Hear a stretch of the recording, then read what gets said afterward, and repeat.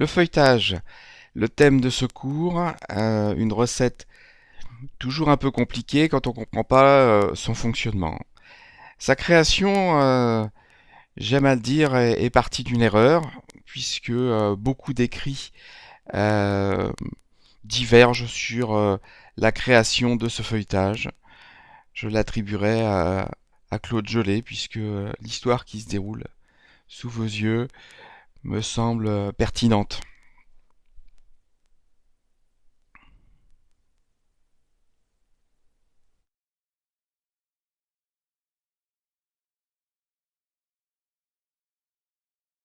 Le feuilletage est une recette de base que l'on retrouve dans beaucoup de régions de France. Elle se compose de matières premières simples, de farine, de sel fin, d'eau froide, un peu de beurre dans la détrempe et de la matière grasse pour le tourrage. L'élément essentiel dans cette recette est la qualité de la farine qui permet en fait de piéger de l'eau et d'être suffisamment élastique pour favoriser le tourrage. Le tamisage n'est pas une action obligatoire, mais en général sur des petites quantités, et quand on ne connaît pas l'origine de sa farine, on vient tamiser pour retirer des particules ou des insectes qui pourraient se trouver dedans. Je fais dissoudre mon sel fin dans un peu d'eau froide, puisque le sel, s'il est mal dissous, lors de la cuisson, on va retrouver des particules brunes sur la surface de la pâte. Le sablage, dans la recette du feuilletage, on peut incorporer la matière grasse dans la détrempe de deux manières, par sablage ou par incorporation de matière grasse fondue dans l'eau. Moi, je préfère utiliser cette technique, surtout sur des petites quantités.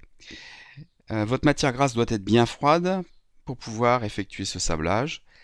Le sablage permet en fait d'isoler les particules de farine, de façon à ce que lorsqu'on va incorporer l'eau dans la farine et qu'on va commencer à faire le mélange, il faut impérativement ralentir le déclenchement du réseau glutineux dans la détrempe.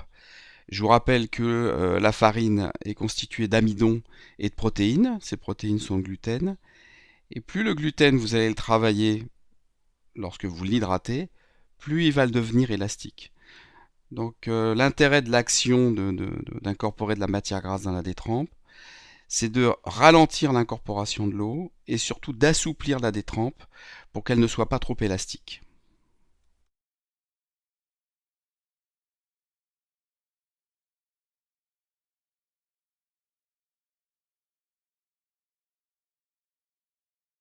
On vérifie bien qu'il n'y ait plus de morceaux de matière grasse dans ce mélange farine et matière grasse. Juste pour information, on s'aperçoit que c'est exactement la même technique pour réaliser de la pâte brisée. Seules les proportions de matière grasse sont différentes. D'ailleurs, beaucoup de recettes de base, on le voit aussi pour les crèmes, ont les mêmes techniques de fabrication. Seules les proportions changent et les modes d'incorporation. Une fois que j'ai fini mon sablage, je vais donc réaliser une fontaine afin de pouvoir y déposer mon mélange eau et sel. Bien sûr, je m'assure que le sel soit bien dissous avant de l'incorporer. Donc vous avez vu que j'ai partagé mon eau. Là, j'ai une partie de l'eau avec le sel et dans mon autre récipient, l'autre partie de l'eau. Donc je vais commencer tranquillement à hydrater mon mélange farine pour réaliser ma détrempe.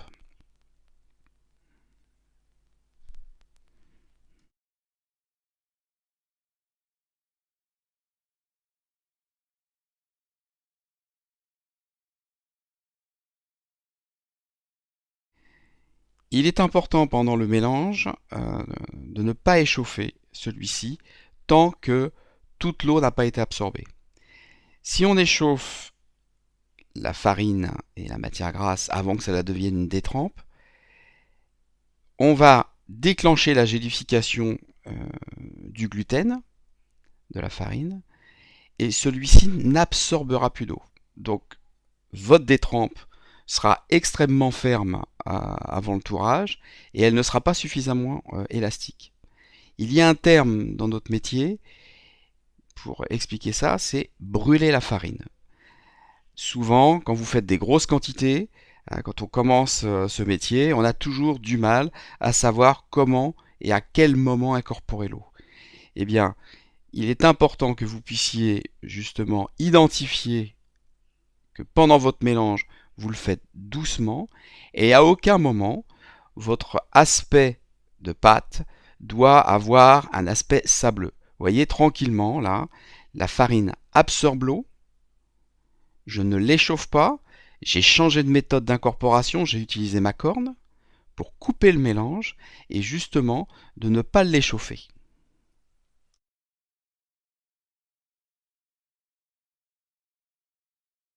Voilà, le mélange se termine. J'ai incorporé toute la farine.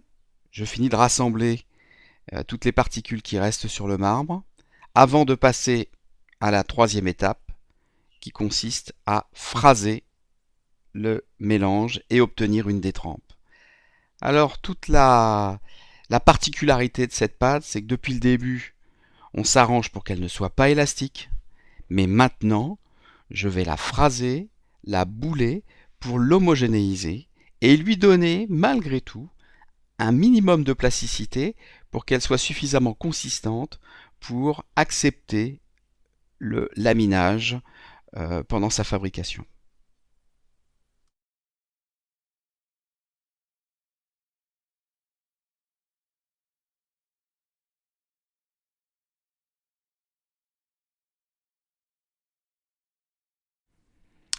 Voilà, le phrasage est terminé. Je vais commencer à bouler ma détrempe. Donc je fais passer ma pâte d'une main sur l'autre et j'utilise le tranchant de ma main pour pouvoir coincer la pâte et avec l'action de rotation réaliser une boule. Lorsque vous boulez, vous avez toujours une moulure. C'est la soudure que l'on vient toujours placer au contact du marbre ou de la plaque. Là, vous voyez, ma détrempe est élastique. Donc, je viens scarifier le haut de celle-ci afin de favoriser la détente de la pâte. Peu importe la quantité de pâte que j'utilise, je devrais toujours isoler la pâte de l'air afin qu'elle ne croûte pas. Ma matière grasse, j'ai pris le soin de la faire remonter à 18 degrés, 18-20 degrés selon les matières grasses et leur plasticité. Il n'est pas concevable de pouvoir taper de la matière grasse pour pouvoir l'assouplir et l'incorporer dans sa détrempe. Le fait de pouvoir la remonter en température le soir ou 2 heures avant, vous obtenez un meilleur résultat. Là, ma matière grasse est assez ferme, donc je la plastifie sans taper violemment dessus. Regardez. Voilà. Ce que je fais, c'est que je l'ai homogénéisée. Donc, je la mets en carré de façon à ce que ce soit beaucoup plus facile pour réaliser ma détrempe. Là, c'est pareil. N'oubliez pas que la répartition de la matière grasse est une réussite, un facteur de réussite du feuilletage. Si vous écrasez la matière grasse uniformément, ça ne peut pas fonctionner. Donc là, je vais étaler ma détrempe. J'utilise ici une méthode purement classique que l'on montre très souvent partout en apprentissage. C'est le principe de la croix. En revanche, je vous invite à regarder, je ne fais pas de bosse au milieu de ma détrempe.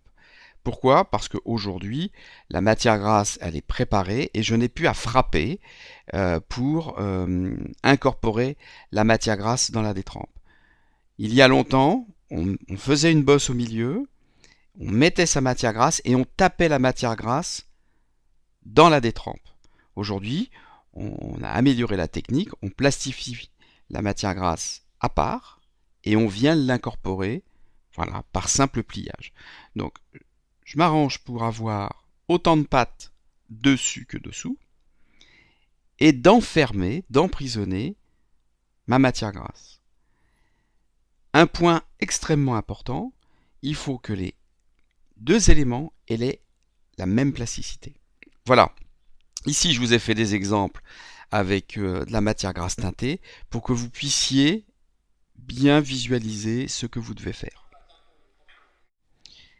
Maintenant, je vous montre une autre méthode de beurrage, puisque quand on fait des grosses quantités de feuilletage, on n'utilise pas du tout la méthode en croix. Donc on allonge sa détrempe de façon uniforme et on vient emprisonner la matière grasse à l'intérieur.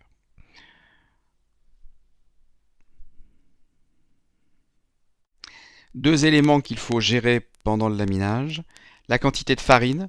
Je fleure et j'utilise le minimum de farine sur mon pâton. Et le rouleau lorsque je tape mon feuilletage. Ici, vous voyez, je prends soin de ne pas écraser la pâte. Je viens juste souder. Mon pâton est prêt à être laminé. Il est prêt à être laminé parce que la matière grasse et la détrempe ont la même consistance.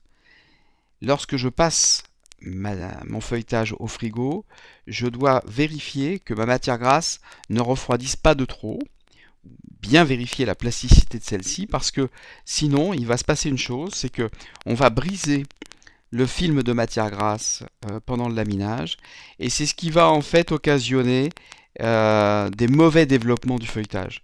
C'est parce que le film de matière grasse n'est plus suffisamment régulier, ou irrégulièrement réparti, ce qui fait que lors du développement de celui-ci, eh bien, il y a des parties de pâte qui vont se coller, ou un excédent de matière grasse qui va faire lever d'un côté plus le feuilletage que de l'autre.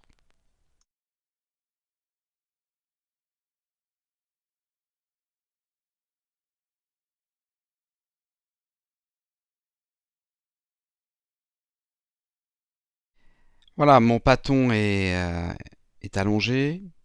Je peux utiliser mon rouleau comme mesure sur des petites quantités de farine, ce qui va me permettre en fait ici sur un tour simple d'avoir un pliage sûr. Donc voilà, je plie en 3, je vérifie bien que mes angles soient bien au carré et qu'il y ait une bonne superposition des pâtes régulièrement. Voilà, j'étire en prenant soin d'accompagner la matière grasse. N'oublions pas que le feuilletage, c'est une superposition de pâtes et de matière grasse. Regardez, vous le voyez à l'image.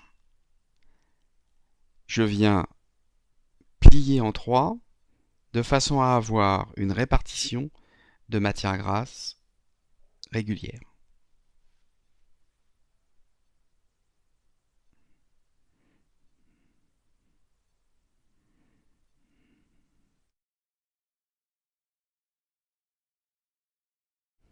Lorsqu'on apprend cette technique, il est important d'avoir des repères.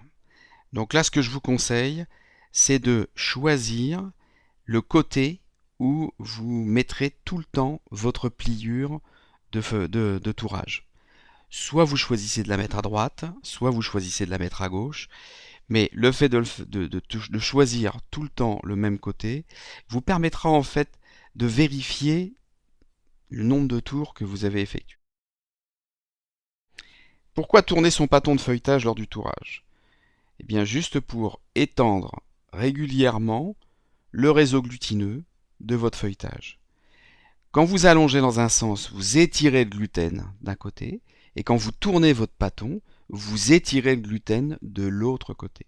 Ce qui va vous permettre en fait d'avoir, lors du détaillage et de la cuisson, une rétraction du feuilletage qui sera régulier. C'est important de pouvoir tourner à chaque fois son feuilletage avant l'utilisation. D'ailleurs, lorsque vous allez donner le dernier tour et avant de détailler votre feuilletage, il est important de pouvoir donner ce que j'appelle un coup de rouleau en contresens, de façon à équilibrer l'étirage des protéines pour que le rétrécissement du feuilletage soit régulier.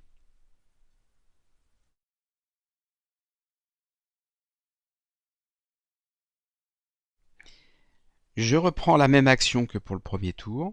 Je vérifie bien que les angles soient bien au carré et je vais donc marquer mon feuilletage pour indiquer que celui-ci est à 2 tours. Vous avez vu que je ne fais que souder avec mon rouleau et que je n'écrase pas le feuilleté. Donc je filme comme d'habitude toutes mes pattes et là je suis à la fin du deuxième tour.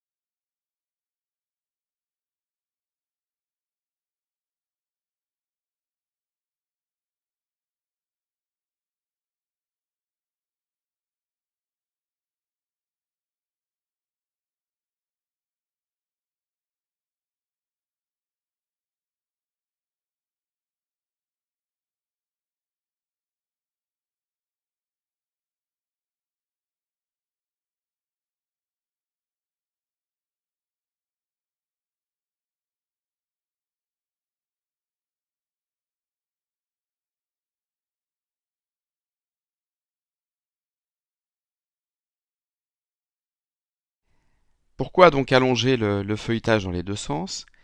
C'est pour étirer les protéines de la farine de façon régulière.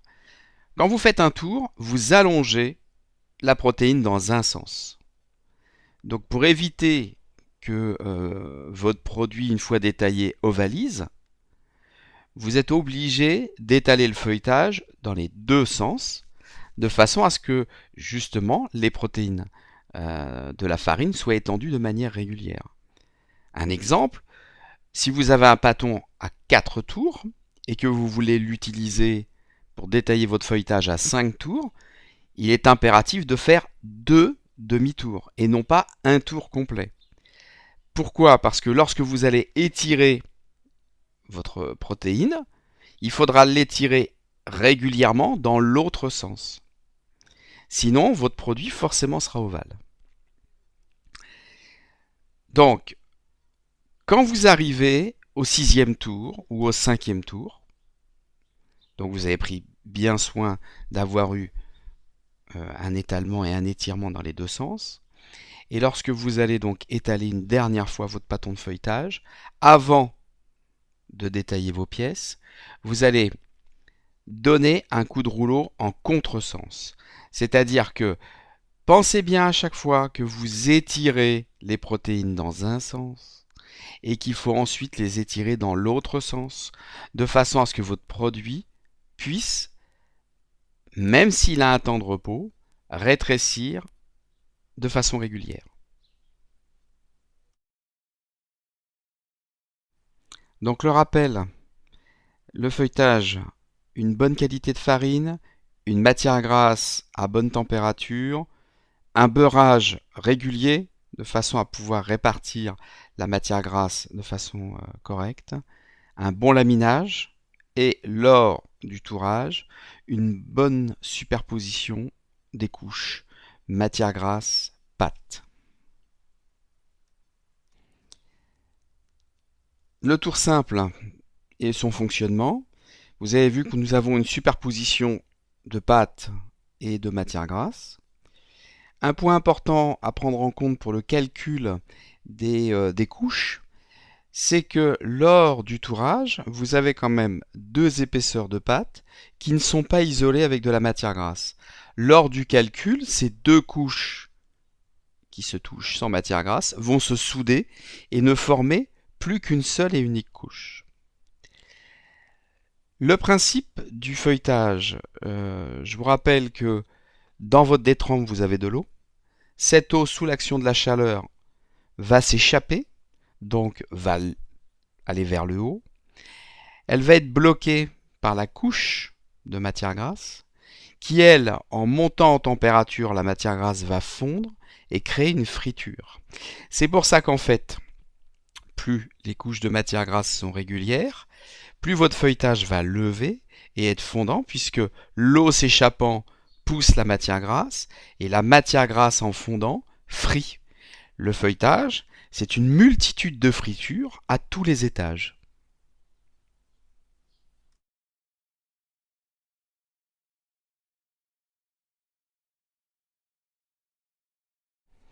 Le tour portefeuille, pliage en 4, qui n'est pas un tour double. Le tour double existe, mais c'est un pliage qui est plus compliqué. En pâtisserie, on utilise souvent le tour simple et le tour portefeuille. Un tour portefeuille égale un tour et demi. Même principe que pour le tour simple, je m'efforce de mettre mes angles bien au carré. Je travaille sans excédent de farine et je n'écrase pas le feuilletage lorsque je l'aplatis. Pareil, sans excédent de farine. Regardez ensuite la superposition des couches de matière grasse et c'est tout le travail que vous allez devoir maîtriser.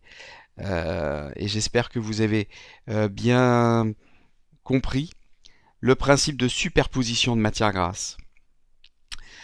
Vous verrez sur le site, je vais mettre en ligne tout un tas de recettes en fichier PDF, puisque une fois que vous avez compris le principe de fabrication, les recettes vont vous permettre en fait d'obtenir des parfums, des friabilités différentes et des résultats qui sont adaptés pour tel ou tel produit.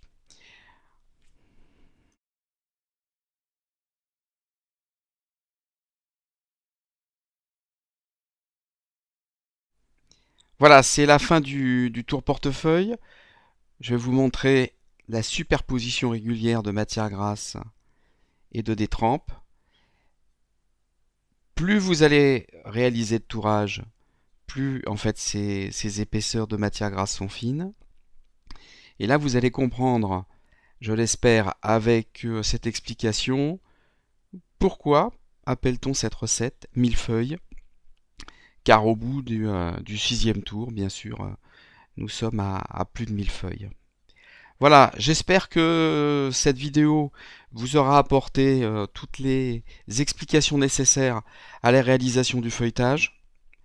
N'hésitez pas à poser des questions sur la page Facebook, de façon à ce que je puisse justement compléter ces vidéos. Vous retrouverez très bientôt des PDF avec des fiches recettes qui accompagneront toutes ces vidéos. Merci, à très bientôt sur Savoir Sucré.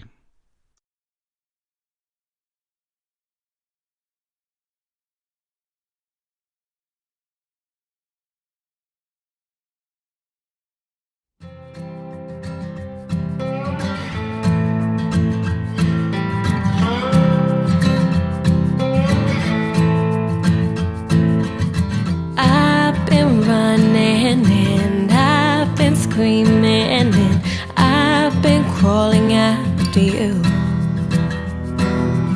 I've been saying